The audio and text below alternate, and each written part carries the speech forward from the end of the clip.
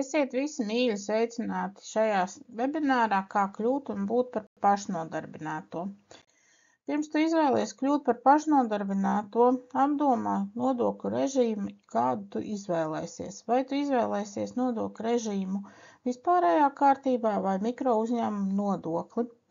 Ja tu izvēlies vispārējā nodokļu kārtībā, tad uzskaitīs ieņēmumus un izdevumus, maksās sociālo nodokli 31,07% no minimālās algas vai 10% līdz minimālajai algai.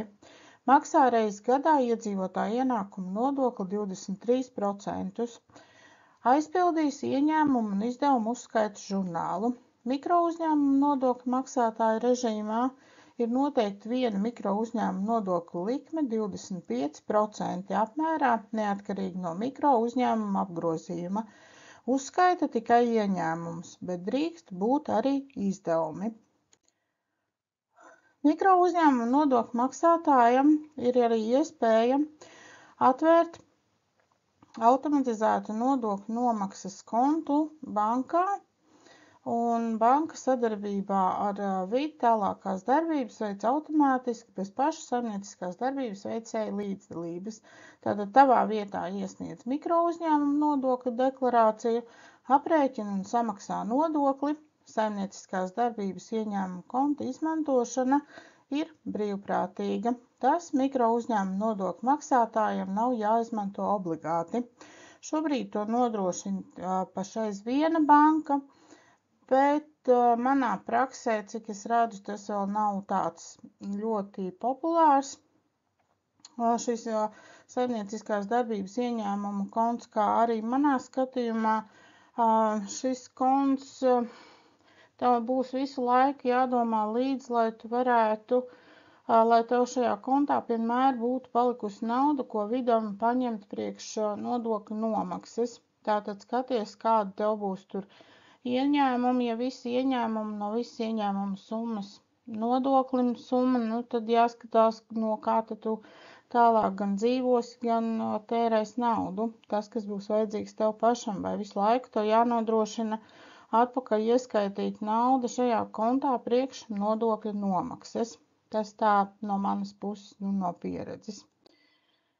Pašnodarbinātie, tie, kas izvēlēsies maksāt nodokļu režīmu vispārējā kārtībā, ir nedaudz detalizētāk apskatīsim šo procesu, kad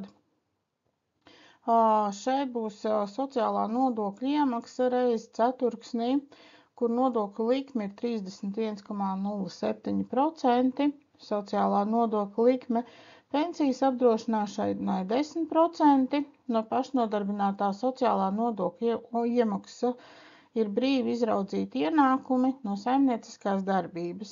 Tātad sociālo nodokļu iemaksu objektu noteikšanas vajadzībām tev būs jāuzskaita ienākumu un izdevumi konkrētā mēnesī, un no šīs starpības saucamās peļņas tu maksās tālāk sociālo nodokli.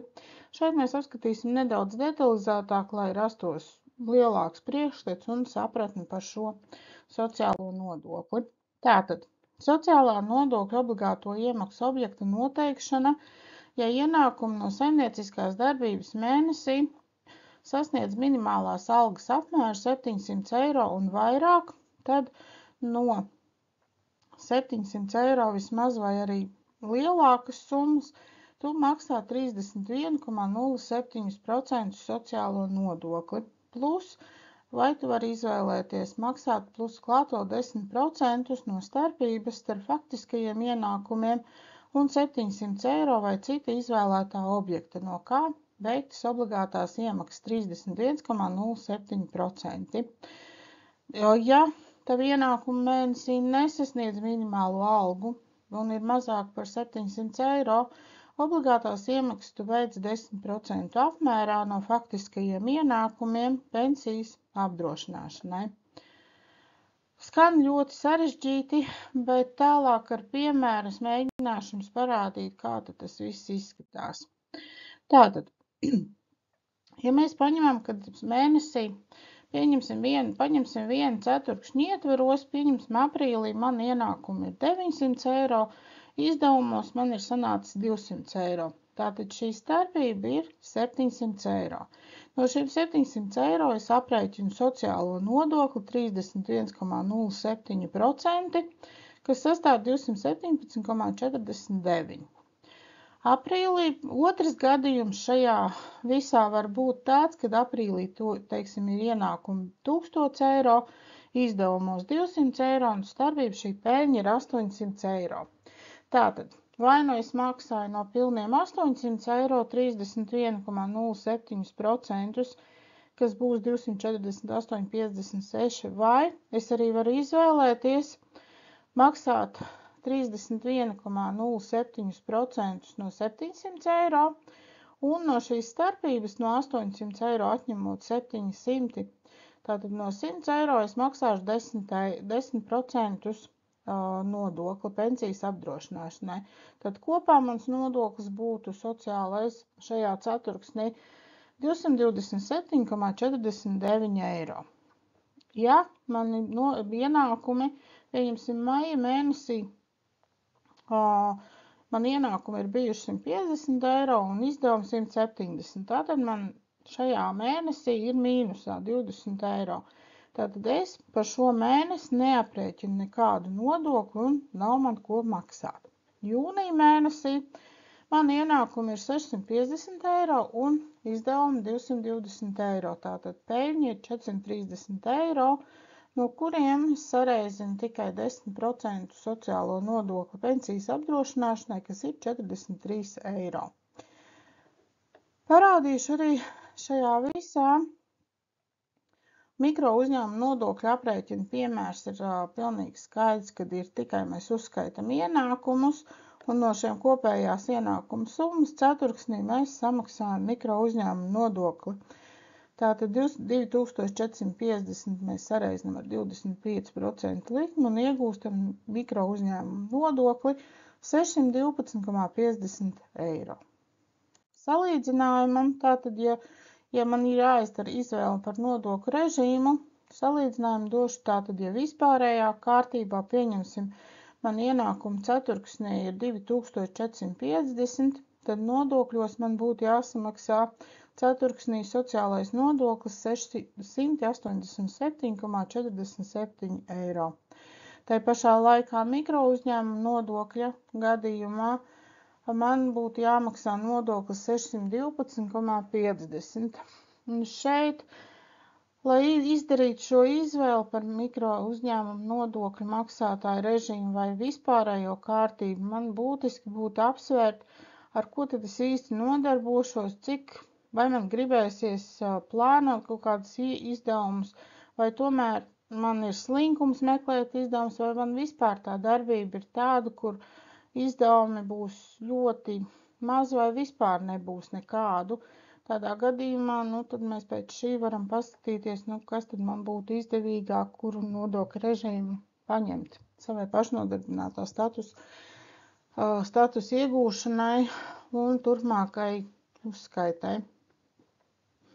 Bet to vajadzētu izdarīt pirms jau izlemjam reģistrēties kā nodokļu maksātājs.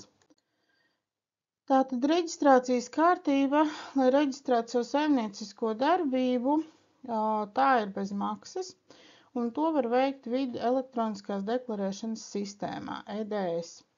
Iesniegumu veidlapu šeit EDS sistēmā var atrast caur dokumenti no veidlapas, nodokļu maksātāja reģistrācijas un datu izmaiņu veidlapas, nodokļu maksātāja fiziskas personas reģistrācija.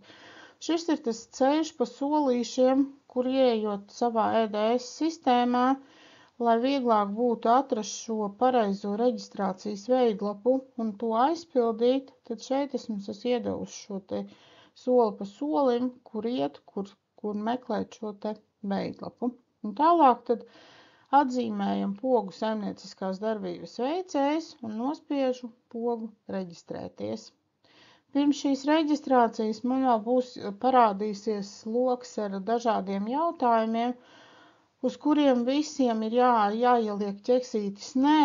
Pretējā gadījumā, ja kādā no tiem jūs ieliksiet jā, tad jums izmetīsies lodziņš, kad apdomājiet, vai plānotā darbība nav jāveic ar darba līgumu pie kāda darba devēja.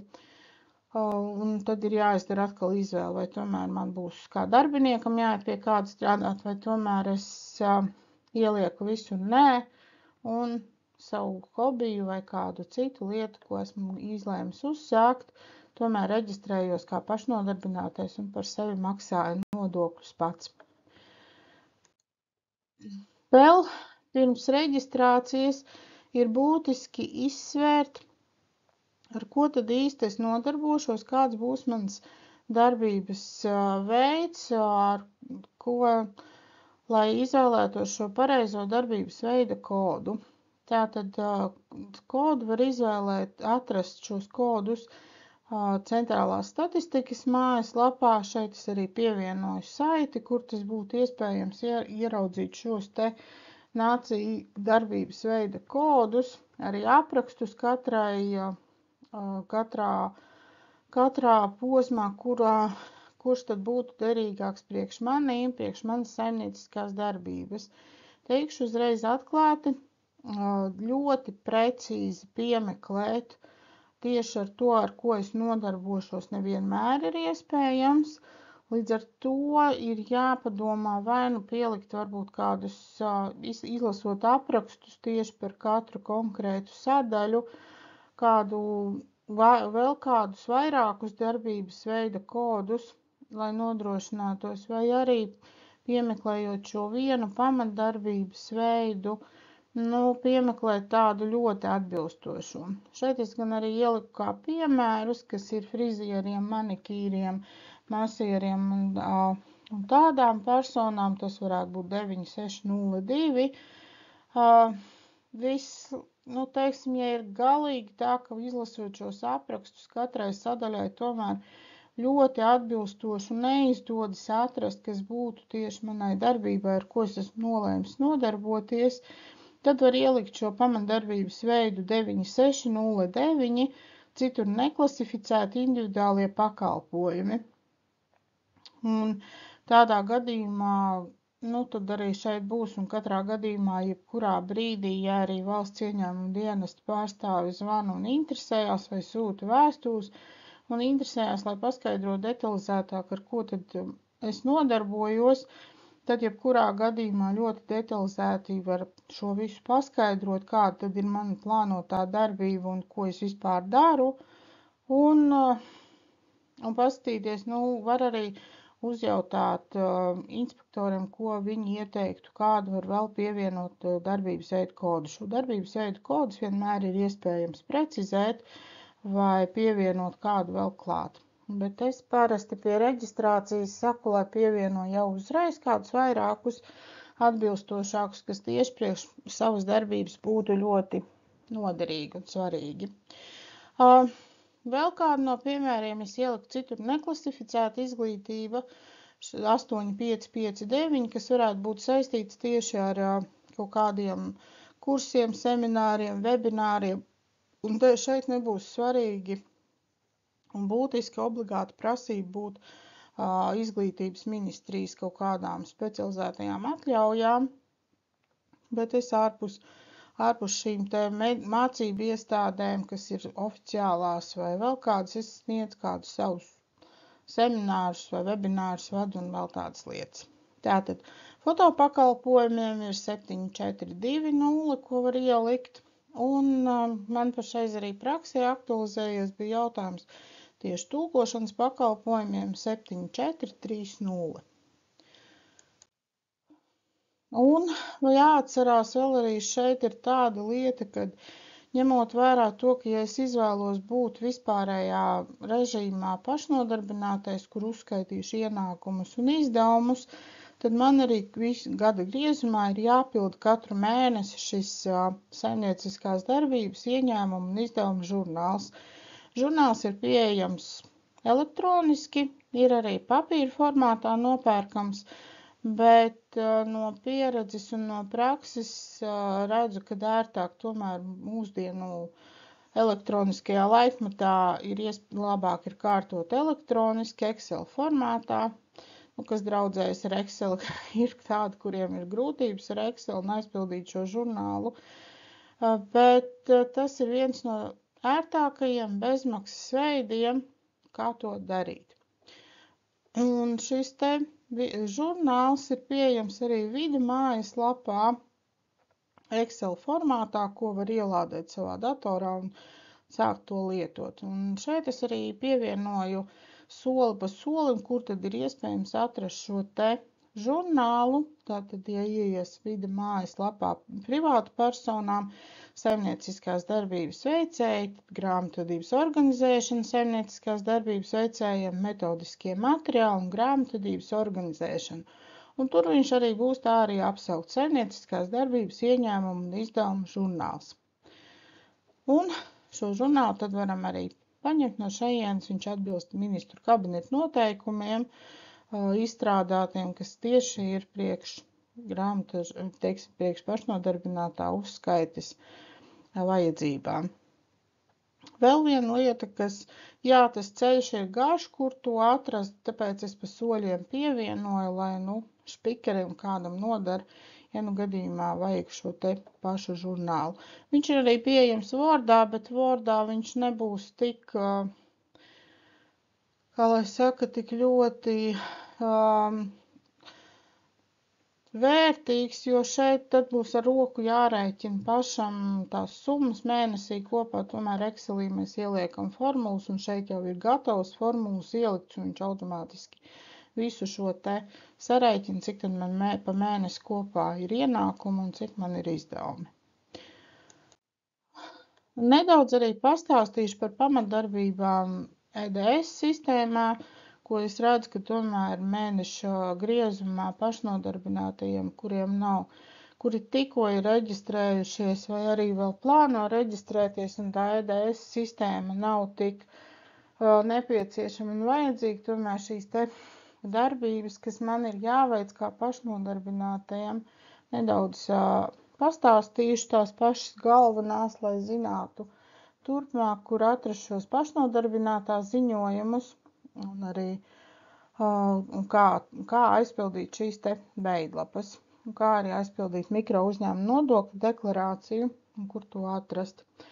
Tātad pašnodarbinātie, kas ir izlēmuši būt vispārējā kārtībā, uzskaitot savus ienākumus un izdevumus, reizi ceturksnī iesniedz pašnodarbinātā ziņojumu par sociālo nodokļu aprēķinu.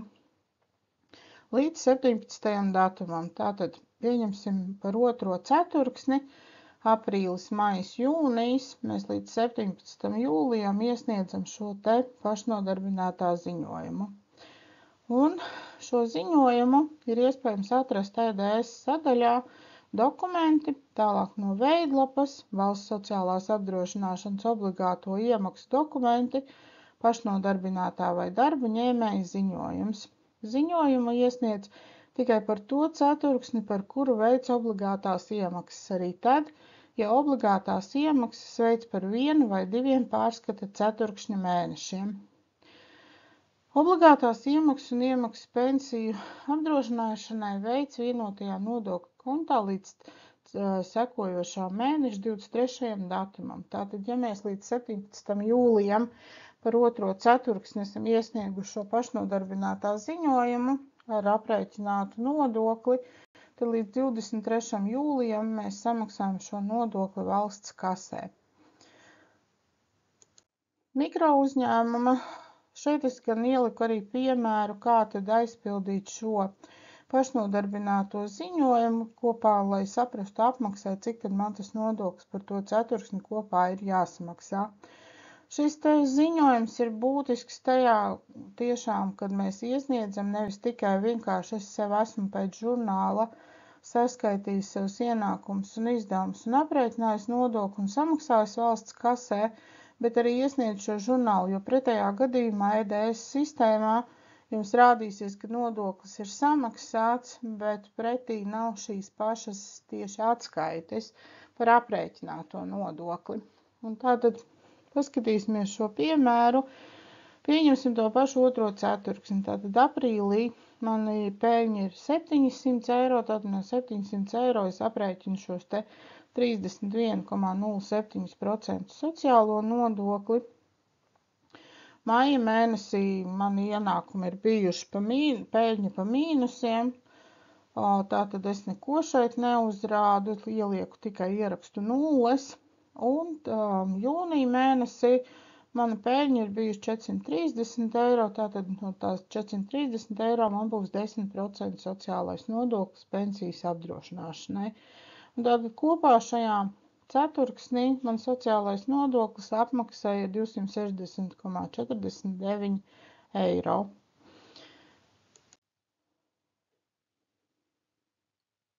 Tālāk, mikro uzņēmuma nodokļa deklarācija gan ir jāatcerās, ka par ceturksni ir jāiesniedz līdz 15. datumam, tātad par otro ceturksni, aprīli, maiju, jūniju, iesniedz mikro uzņēmuma nodokļa deklarāciju līdz 15. jūlijam.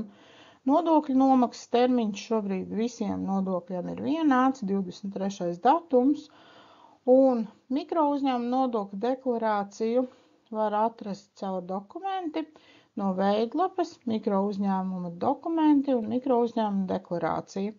Mikro uzņēmuma deklarācija šobrīd ir ļoti vienkāršota un ir jāizpild tikai katra mēneša ieņēmumi, tātad aprīlī, maijā un jūnijā, un apakšā parādīsies kopējā summa un aprēķinātais nodoklis, cik man jāsamaksā valstī no maniem ieņēmumiem. Skatos arī pēc savas pieredzes un prakses, kad ir tomēr, kad EDS sistēmā daudz neizmanto šo maksājumu sadaļu vai pat īsti nesaprot, kā viņu var izmantot, tādēļ arī šeit uzreiz jau pievienoju klāt šo slaidu, kad ir iespējams apmaksāt šo visus nodokļus, kurus es pēc deklarācijām iesniedzu caur EDS sistēmu, caur maksājumu sadaļu. Viņi atrodas kreisajā pusītē, un atverot šo sadaļu, ir redzams, cik tad man nodoklis ir aprēķināts un cik man ir jāsamaksā. Protams, ja mana summa tur ir paliela un es saprotu, ka šī brīdī es nesamaksāšu visu summu, tad ir atsevišķa aila, kurā es ievadu maksājumu summu, cik tad es maksāšu. Un ar internetbankas starpniecību es apmaksāju šo te apstiprinu šo maksājumu, kurš nonāk uzreiz valsts kases kontā attiecīgajā, kurā mums ir jāiemaksā. Protams, ja ir iespējams veikt arī caur internetbanku kā parastu maksājumu, bet manā skatījumā šobrīd šis ir ērts variants un ļoti pārliecība uzreiz tiešām, ka tajā kontā, kur tas ir nepieciešams, tas arī maksājums nonāk uzreiz no šejienes. Un uzreiz arī pēc kāda brīža parādās šis saņemtais maksājums un nodokļu summa jau būs nomaksāta.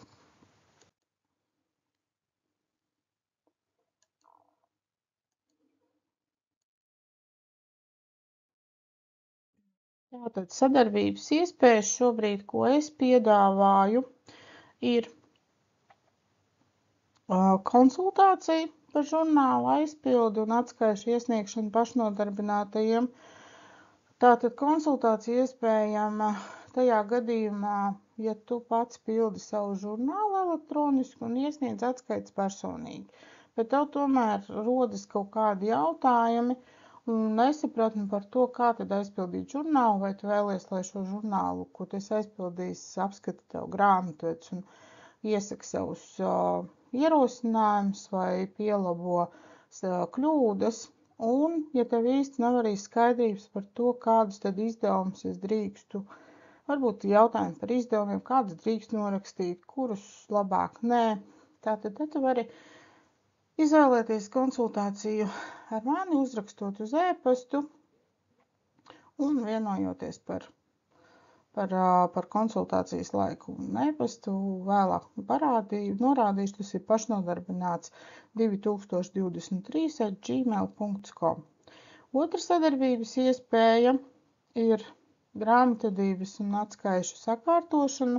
Tu esi izlēmis tomēr uzticēt grāmatvedim, ja tev nav pašam laika attīstīt savu nodarbošanos, un tu saproti, ka grāmatvedībā šajā gadījumā arī priekš tevīm ir dziļš mešs un tumšs mešs un īsti nesaprotu, gribi uzticēt šo grāmatvedim. Tātad šajā gadījumā tu reiz ceturksnī Google Drive'ā sagatavo nepieciešamo informāciju pa mēnešiem, saliec mapītēs čekus, bankas izdrukus, rēķinus un tā tālāk, ko visu tu uzskati, kas grāmatvedim būtu jāzina par taviem ienākumiem un izdevumiem, lai varētu kvalitatīvi sagatavot tev šo atskaites un lai tu vari zināt, cik tev nodokļu jāsamaksā valstī.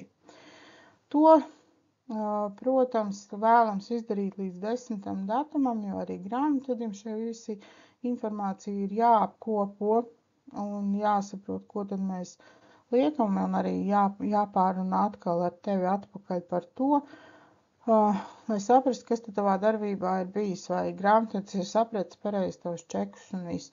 Protams, ja kāds čeks nav iesniegts līdz 10. datumam, visu to mēs pēc tam vairs nesniedzam.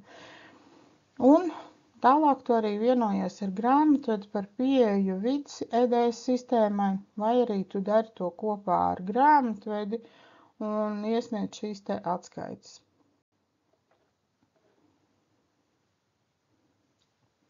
Vēl šajā visā, tie, kas ir noklausījušies šo webināru un tomēr ir radušies vēl kādi neskaidri jautājumi, es tev piedāvāju bezmaksas zvanu konsultāciju par neskaidrajiem jautājumiem tieši pašnodarbinātajiem un sūti savu pieteikumu uz pašnodarbināts2023@gmail.com un vienosimies par turpmāko konsultācijas laiku, kad mēs varam izrunāt tavus neskaidros jautājumus pēc šī webināra.